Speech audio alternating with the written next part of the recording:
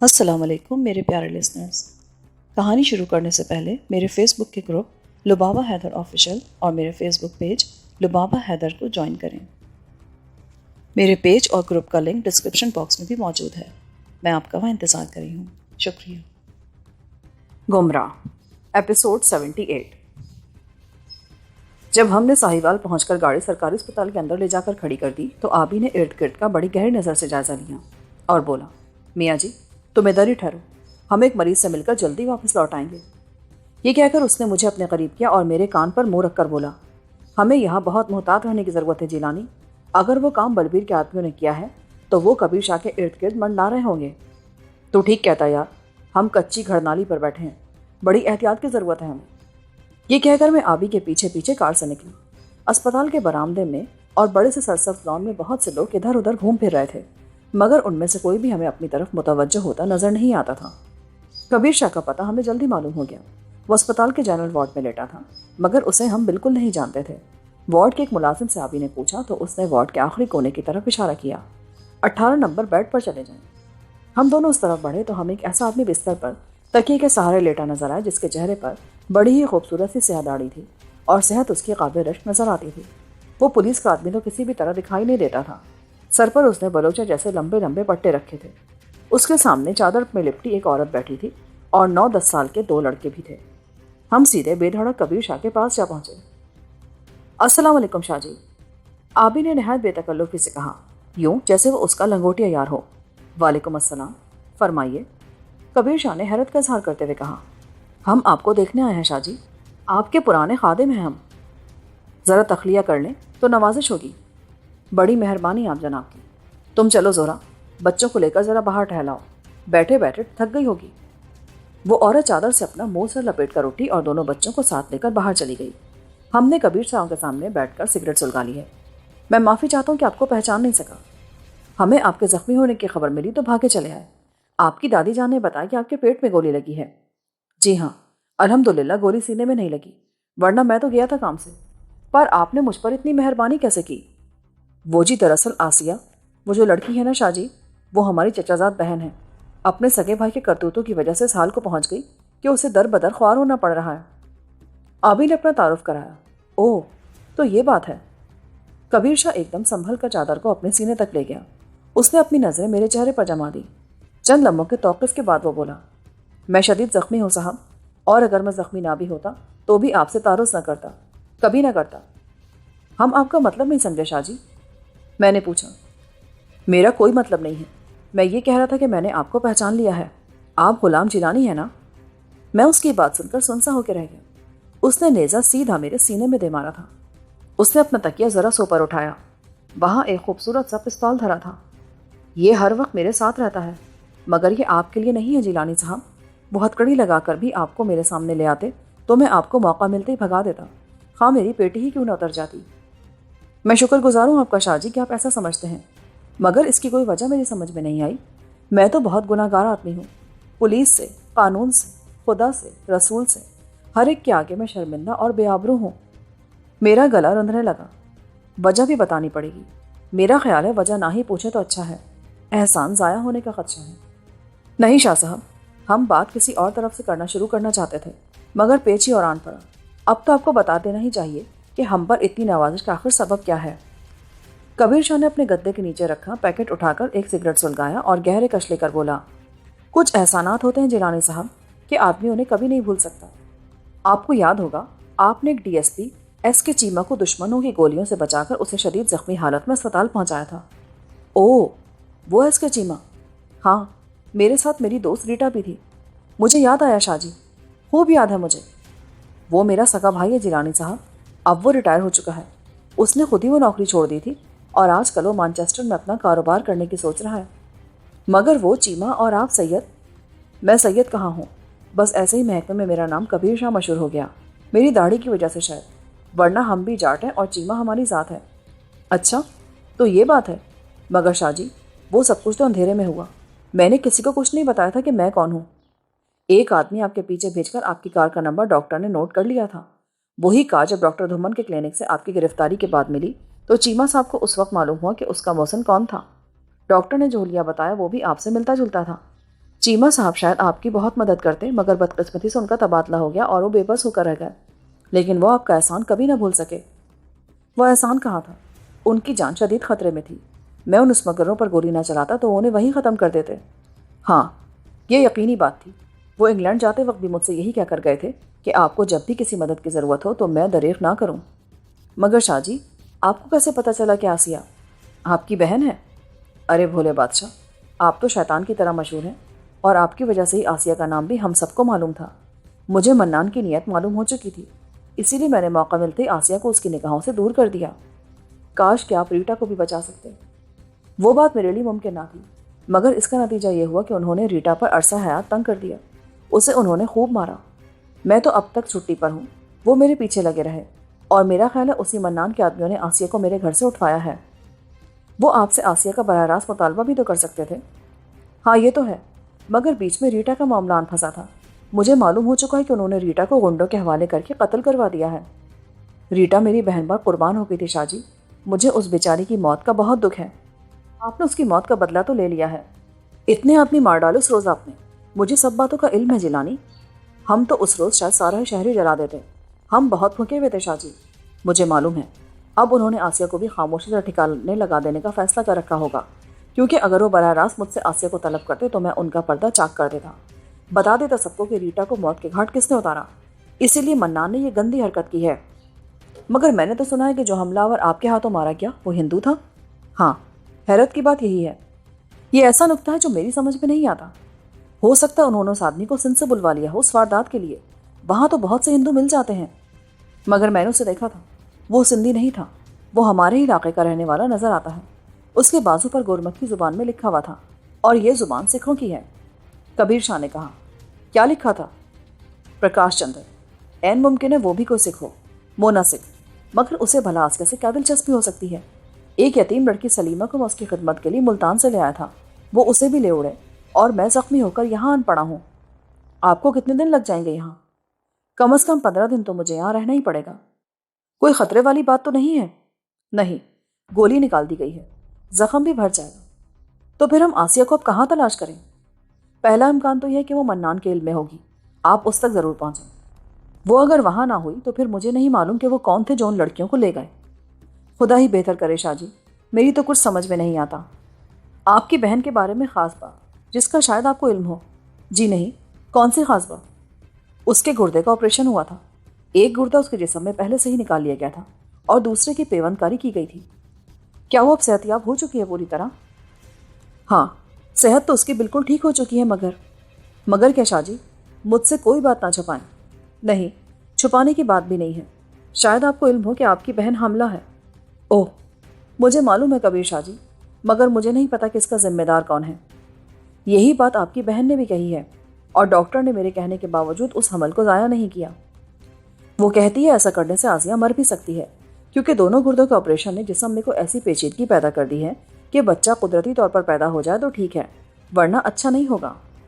میں نے سر جھکا لیا۔ کبیر شاہ میری بہن کے تمام حالات سے پوری طرح آگاہ تھا۔ جس کسی نے بھی وہ زیادتی کی ہے اس کا سر اس کے کندھوں سے ضرور اترے گا شاہ جی، ہم اسے معاف نہیں کریں گے۔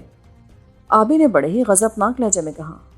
کبیر شاہ پہلی بار اس کی طرف متوجہ ہوا۔ آپ نے ان سے تو تعارف کرایا ہی نہیں، باتوں باتوں میں بھی پوچھنا بھول گیا۔ یہ میرے دوست ہیں، SGMM پیرزادہ، منڈی بہاؤدین کے زمیندار ہیں۔ بڑی خوشی ہوئی آپ سے مل کر جناب، آپ کا جذبہ قابل ستائش ہے، مگر معاف کیجیے، آپ کے لہجے سے زمینداری کم اور ان کے پیشے کی بو زیادہ آ رہی ہے۔ آپ نے مجھ سے ان کا صحیح تعارف نہیں کروایا جیلانی صاحب۔ وہ کبیر شاہ بندوں کو نظروں میں تولنا جانتا تھا۔ آبی سکڑ کر رہ گیا، پھر کھنکار کر بولا، مجھے بس آپ SGMM پیرزادہ ہی سمجھیں شاہ جی، باقی سب خیریت ہے، بس دیگر احوال نہ پوچھیں۔ کبیر شاہ ہنس دیا۔ میں رمل نجوم تو نہیں جانتا، ڈیوٹی پر جا کر دیکھوں گا جیلانی صاحب کہ آپ کے ساتھ یہ درویش کون ہیں۔ میری ماں نے تو سب سے پہلے منان کے پیچھے جائیں۔ میں یہی کروں گا، سارے امکانات نگاہ میں رکھیں، خدا کرے کہ وہ آپ کو جلد ہی مل جائے۔ آپ ٹھیک کہتے ہیں شاہ جی، خدا ہی جانتا ہے کہ آسیہ کس جہنم میں جا اتری ہے۔ اٹھ جا یار، ہمیں ان سارے امکانات پر غور کرنا ہوگا۔ اچھا شاہ جی، آپ کی بڑی مہربانی، آپ نے ہماری بہن کے لیے اتنی تکلیفیں جو اٹھائیں۔ آبی نے بینچ پر سے اٹھتے ہوئے کہا، یہ تو میرا فرض تھا پیرزادہ صاحب، بہرحال میں یہاں سے اٹھتے ہی ڈیوٹی پر چلا جاؤں گا۔ اور جو خدمت مجھ سے ہو سکی میں ضرور کروں گا۔ آپ کا یہ ہم پر بہت بڑا احسان ہے شاہ صاحب، خدا حافظ۔ میں نے بڑی عقیدت سے کبیر شاہ کے ہاتھ چوم لیے۔ پھر ہم دونوں وہاں سے اٹھنے لگے تو اس نے ہمیں آواز دے کر روک لیا اور بولا، ذرا سنیے پیرزادہ صاحب۔ ہم حیرت زدہ سے ہو کر پیچھے مڑے تو وہ میری آنکھوں میں جھانکتے ہوئے بولا، جیلانی صاحب، ایک بڑا ذاتی سا سوال میں پوچھوں گا، آپ برا تو نہیں مانیں گے؟ جی نہیں، حکم کریں۔ ان دو اسمگلروں میں سے ایک کا نام یونس تھا اور دوسرے کا نام سخی محمد۔ یونس زندہ بچ گیا تھا۔ اس نے ہمیں بتایا تھا کہ ان کی کار میں ایک بریف کیس تھا جس میں سونے کی اینٹیں بھری تھیں، مگر وہ بریف کیس کار میں موجود نہیں تھا۔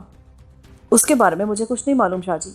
اگر وہ مجھے مل جاتا تو میں دھمن کے خلاف کیوں اپنے آپ کو مصیبت میں ڈالتا؟ کسی کو 10-20 ہزار روپے دے کر اس کا قصہ پاک نہ کروا دیتا؟ میں نے بے ساختہ کہا۔ میری چھٹی حص نے مجھے خبردار کر دیا کہ کبیر شاہ کی وہ ساری مہربانیاں شاید اس سونے کے حصول پر مرکوز تھیں۔ کبیر شاہ نے مجھے یوں دیکھا جیسے وہ میرے اندر جھانک رہا ہو۔ میرا بھی یہی خیال تھا۔ بعد میں بھائی صاحب بھی یہی سمجھتے رہے کہ کسی نے موقع پا کر اس لاوارث کار میں سے وہ بریف کیس نکال لیا ہوگا۔ مجھے تو اس وقت کسی بات کا ہوش نہیں تھا۔ میں تو اس عالیہ کو لے کر بھاگ رہا تھا۔ ہاں، یہ سوال میں نے ریٹا سے بھی پوچھا تھا، مگر اس نے بھی لا علمی ظاہر کی تھی۔ میں معافی چاہتا ہوں، دراصل یہ بڑا اہم سوال تھا۔ یہ آپ کا حق ہے شاہ جی، بحیثیت پولیس افسر آپ یہ بات پوچھ سکتے ہیں، مگر کاش وہ سونا میرے ہاتھ لگ گیا ہوتا۔ مجھے اپنی حماقت کا اب احساس ہو رہا ہے۔ میں نے بات کو اور واضح کرتے ہوئے کہا۔ اس نے مسافے کے لیے ہاتھ بڑھا دیا اور پھر ہم فوراً ہی وارڈ سے باہر آ گئے۔ آبی میرے ساتھ بھڑ کر بولا، اس شخص کے داؤ پیچ کو سمجھ رہے تھے تم؟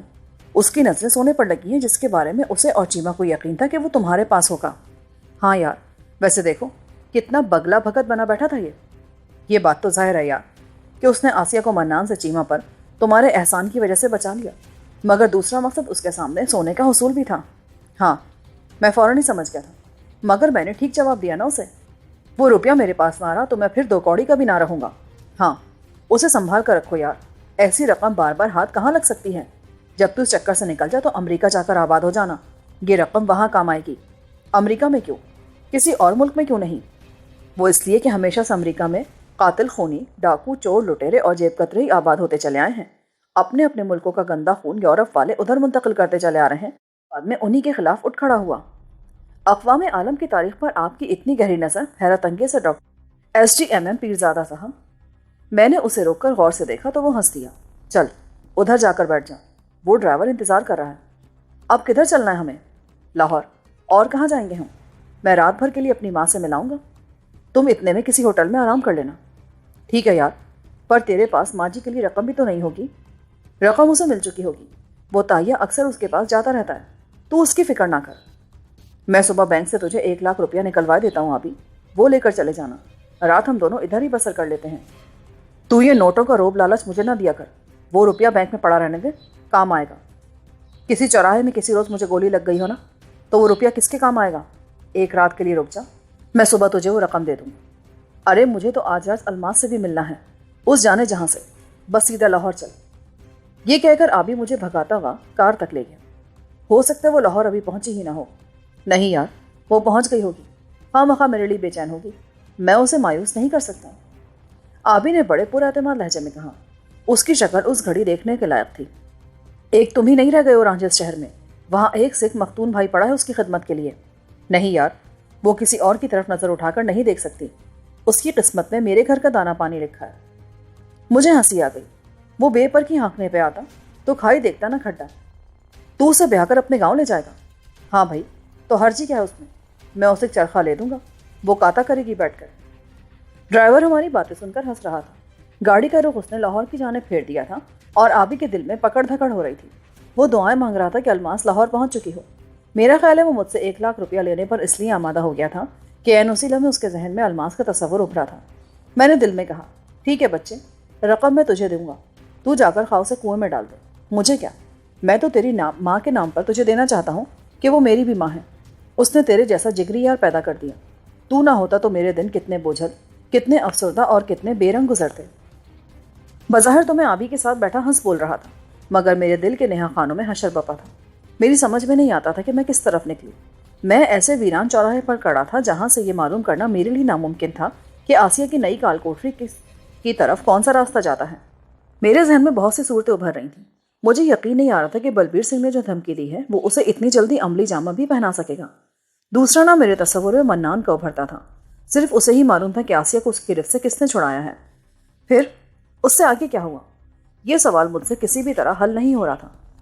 मन्नान का ताल्लुक गार्डी से था और गार्डी के खून का बदला लेने के लिए शहर का मशहूर गुंडा दानी हम पर चढ़ दौड़ा था। दानी का ख्याल मेरे जहन में उभरा तो मैंने आबी को मुतवज्जो करते हुए आहिस्ता से कहा, यार ये काम कहीं उस दानी ने न किया हो। उसको मन्नान ने बता दिया होगा कि मेरी बहन उसके कब्जे से निकलकर कबीर शाह के पास जा पहुंची है। उसने ही तो क्रिश्चियन अस्पताल में दाखिल करवाया था।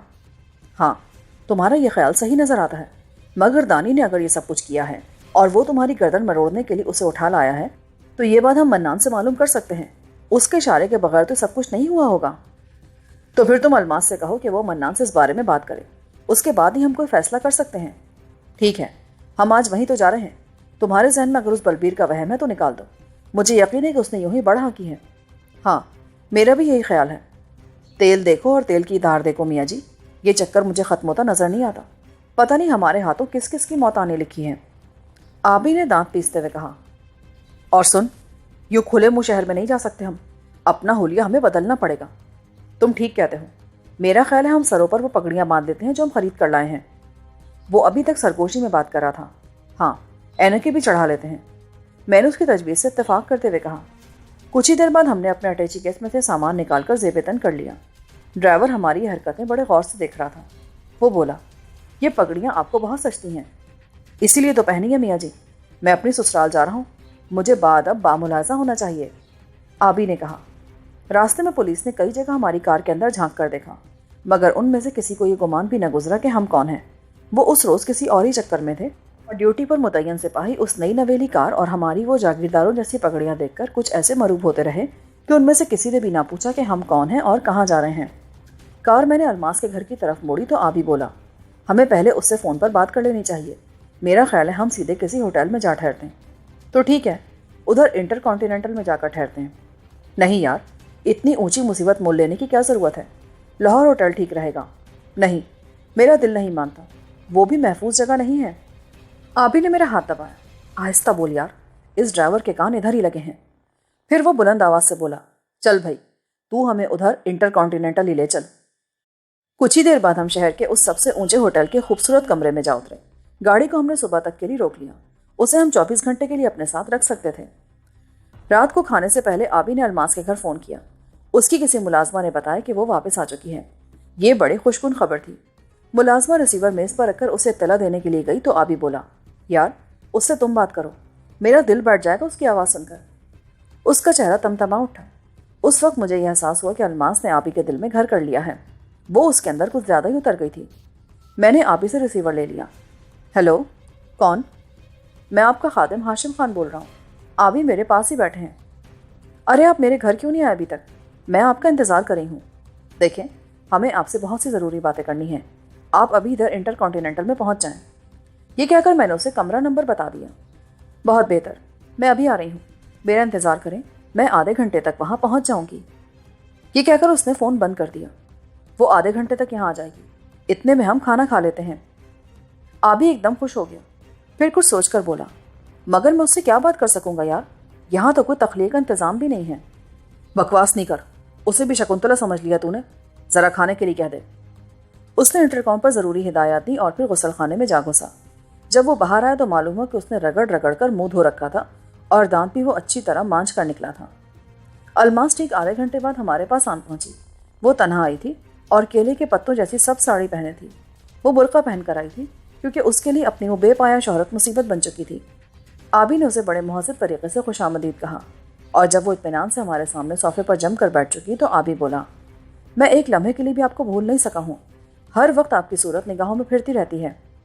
जी हाँ, ये मर्ज़ बहुत आम है आबी साहब। ये मर्ज़ शिद्दत से हमला करता है। हुक्मा सुबह शाम मरीज़ के सर पर 7 जूते लगाने का मशवरा देते हैं। आबी ने उसकी बात सुनकर अपनी दुम सिकड़ कर टांगों में दबा ली। उसकी हालत दीदनी थी। अलमास ने उसे ऐसा झापड़ दे मारा था कि वो बेचारा बस बगले ही झांकता रह गया। चंद लम्हों के तौक़ुफ़ के बाद बोला, मेरा ख्याल है इस मर्ज़ के जरासीम जो लोग फैलाते हैं उन्हें करंटीना में डाल देना चाहिए। मैं तो इसीलिए बुर्का पहन कर निकलती हूँ जनाब। अपनी तरफ से तो हम हर एहतियात बरोकार लाते हैं। आप इसकी बातों पर ना जाए मैडम। मुझे ये बताएं कि आप खैरियत से तो वापस आ गई थी ना? हाँ, आ तो गई हूँ, مگر حیرت مجھے یہ ہے کہ اس غریب نواز نے اپنے آدمی ہلاک ہو جانے کے بارے میں پولیس کو کچھ نہیں بتایا، مگر میں اس کے خلاف پرچہ کٹایا ہی ہوں۔ صبح بھاولپور جا کر میں کمشنر سے بھی ملی تھی، اس نے ایس پی کو ہدایت کر کے اسی وقت غریب نواز کو تھانے بلا لیا ہوگا۔ آپ کو وہاں ٹھہر کر اس کے سامنے بات کرنی چاہیے تھی۔ وہ عبدالحی اور دوسرے لوگ وہیں پر ہیں۔ مسٹر عبدالحی کو ہوش آ گیا تھا اور وہ بہت تپا ہوا تھا۔ میں نے لاہور واپس پہنچ کر ایک فلمی وفد بھی گورنر کے پاس بھیجا ہے۔ کل سارے اسٹوڈیوز میں ہڑتال کی جائے گی۔ میں اس معاملے کو چھوڑ نہیں سکتی۔ مگر جو اس کے آدمی مر گئے وہ کس کھاتے میں جائیں گے؟ یہی تو میں پوچھتی ہوں۔ مگر اس نے اپنے آدمیوں کی لاشیں خود ہی وہاں سے اٹھوا لی، تو اب ہم کیا کر سکتے ہیں؟ اب وہ کسی پر دعویٰ نہیں کر سکتا۔ ہاں یہ تو ہے، اسے سودا بہت مہنگا پڑے گا میڈم، اب وہ آپ کا اور زیادہ دیوانہ ہو جائے گا۔ میں اس پر تھوکتی بھی نہیں ہوں ہاشم صاحب، میں نے اس سے قید نہ کروایا تو میرا نام بھی الماس نہیں۔ ہاں یہ تو آپ کر سکتی ہیں، اور کرنا بھی چاہیے، کیونکہ وہ کسی ایسے ہی سلوک کا مستحق ہے۔ منان سے نہیں ملی آپ؟ نہیں، میں اسے فون پر ڈھونڈتی رہی مگر وہ ملا ہی نہیں۔ میری بات سنیں میڈم، ہم اس شخص کی وجہ سے زبردست مصیبت سے دوچار ہیں، اور میں چاہتا ہوں کہ آپ اس سلسلے میں ہماری مدد کریں۔ آپ حکم کریں ہاشم صاحب، آپ کے لیے اور آپ کے دوست کے لیے میری جان بھی حاضر ہے۔ آپ نہ ہوتے تو کل رات میں تباہ ہو چکی ہوتی۔ آبی نے کان کھڑے کیے۔ وہ بولا، یعنی میرے لیے بھی آپ کی جان حاضر ہے؟ یہ میں کیا سن رہا ہوں؟ وہ مسکرا کر کرسی سے اٹھا اور الماس کے سامنے پڑی تپائی پر جا بیٹھا۔ آزما کر دیکھ لیں، میں غلط نہیں کہہ رہی، میں نے آپ جیسے جیدار لوگ نہیں دیکھے۔ سنیں میڈم، ہماری مشکل یہ ہے کہ یہ کہہ کر میں نے ماجدہ، عرشی، سلونی اور اپنی بہن آسیہ کا قصہ ضرورت کے مطابق اسے سنا دیا۔ ریٹا کی موت کی بات بھی میں نے اسے بتا دی۔ وہ تو دنگ رہ گئی۔ کمال ہے ہاشم صاحب، اب میں سمجھی کہ ماجدہ نے اس روز مجھے منان سے وہ سوال کرنے پر کیوں مجبور کیا تھا۔ ٹھہریں، میں ابھی منان کو یہاں بلواتی ہوں، وہ کتے کی طرح دوڑا چلائے گا۔ آپ ادھر پلنگ کے نیچے چھپ کر خود اس کی باتیں سن لیں۔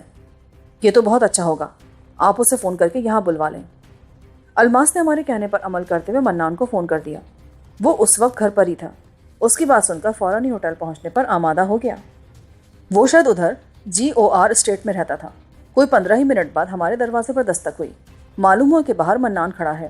ہوٹل میں نے اپنا نام چودھری عبدالغنی رندھاوا لکھوایا تھا، اور یہ اچھی بات تھی، کیونکہ ہمارے اصلی ناموں یا کسی حد تک دوسرے معروف ناموں کی بھنک پولیس کے کانوں تک پہنچ سکتی تھی۔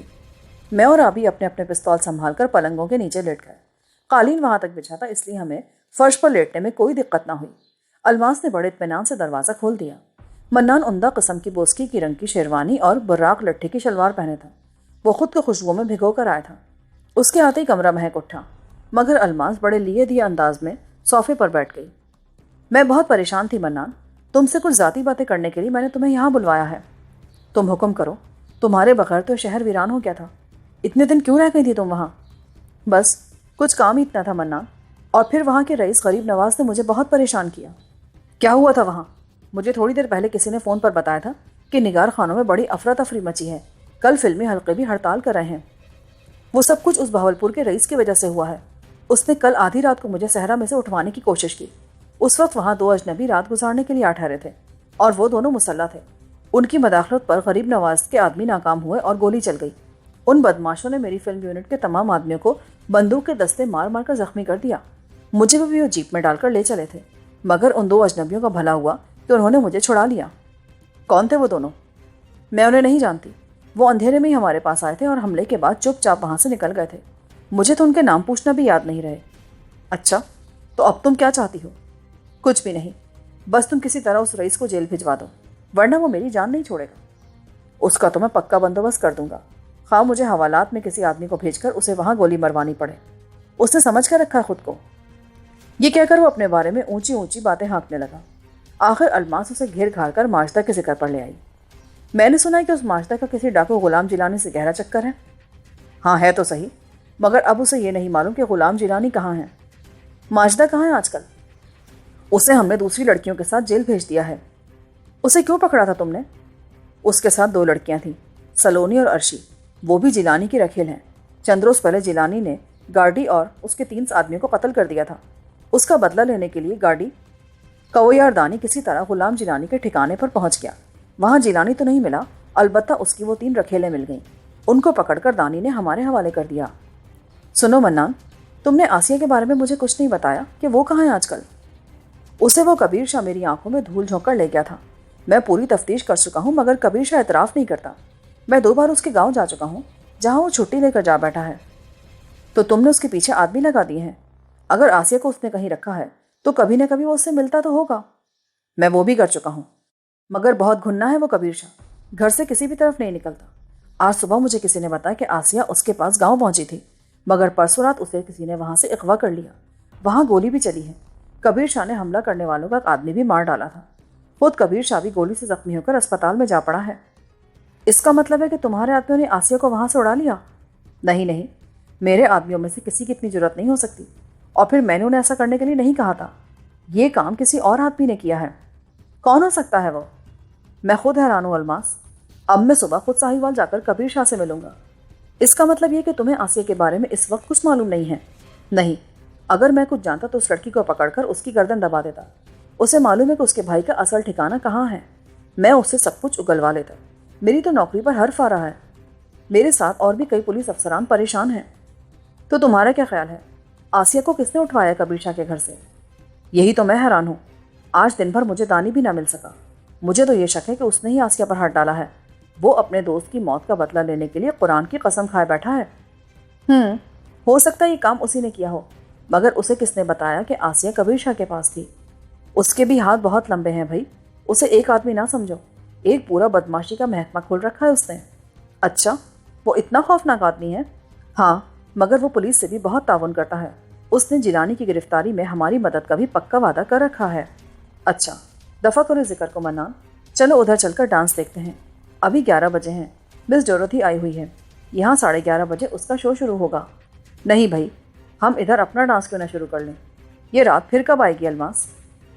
تم لوگوں میں یہی تو خرابی ہے، گائے کے دودھ کی قدر نہیں کرتے، اسے ذبح کرنے پر تلے رہتے ہو تاکہ اس کی کباب کھا سکو۔ یہ کیا کہتی ہو الماس؟ میری محبت کا یوں مذاق نہ اڑایا کرو۔ میں تمہاری قربت کے لیے پاگل ہوا پھرتا ہوں۔ اپنی ساری کمائی میں نے تمہارے قدموں میں ڈال دی، مگر تم آج بھی مجھ سے اتنی ہی دور ہو جتنی پہلے دن تھی۔ لعنت بھیجو اس پر، تمہاری وہ کون سی حلال کی کمائی تھی؟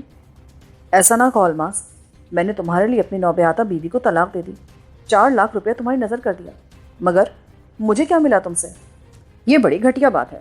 روپے پیسے کا ذکر مجھ سے مت کرو منان، تمہیں خود کو مجھے تحفے دینے کا خبت ہے، ورنہ مجھے تمہاری کسی شے کی ضرورت نہیں سوائے تمہارے خلوص کے۔ خلوص خلوص خلوص، اس سے آگے بھی کوئی چیز ہوتی ہے الماس؟ منان نے چیختے ہوئے کہا۔ اس سے آگے خلوص کی بہن خلاصی کھڑی ہے، آؤ اس سے ملتے ہیں، ادھر ڈورتھی کے ڈانسنگ فلور پر۔ اٹھو بھائی، خواہ جذباتی نہ ہو جایا کرو۔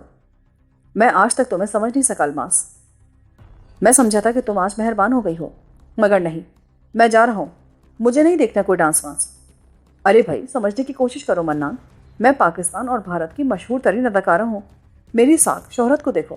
اس مرحلے پر تم سے شادی کر کے میں صفر ہو کر رہ جاؤں گی۔ لوگ کیا کہیں گے؟ کیا الماس نے ایک پھٹیچر سے پولیس افسر سے شادی کر لی؟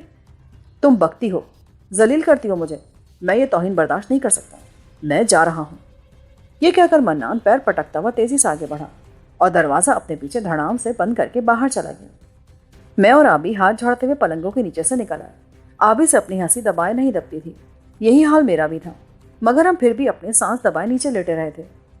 سن لیا آپ نے؟ اس جغت کو آسیہ کے بارے میں کچھ نہیں معلوم۔ وہ تو آپ کو بھی نہیں جانتا کہ آپ نے اسے اغوا کر کے کہاں پھینک رکھا ہے میڈم، میں نے خوش ہو کر کہا۔ آبی ایک بار پھر اس کے پاس صوفے پر بیٹھ گیا۔ الماس سرک کر ایک کونے میں ہٹ گئی۔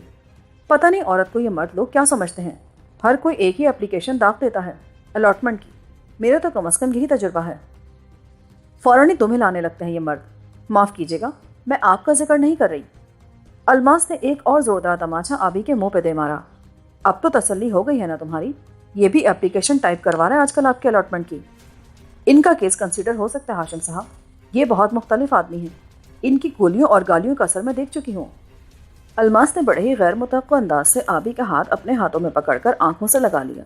الماس کے چہرے پر ایسی افسردگی اتر آئی کہ میں حیران ہو کر رہ گیا۔ اس کا گلا اچانک ہی رند گیا۔ وہ بولی، میری عصمت اور درندوں کے دانتوں کے درمیان کچھ بھی فاصلہ نہیں رہ گیا تھا آبی صاحب۔ میں ایک رات کے لیے بھی اس خبیث کے حجرے میں جا پہنچتی تو زندگی بھر کے لیے خود سے متنفر ہو جاتی۔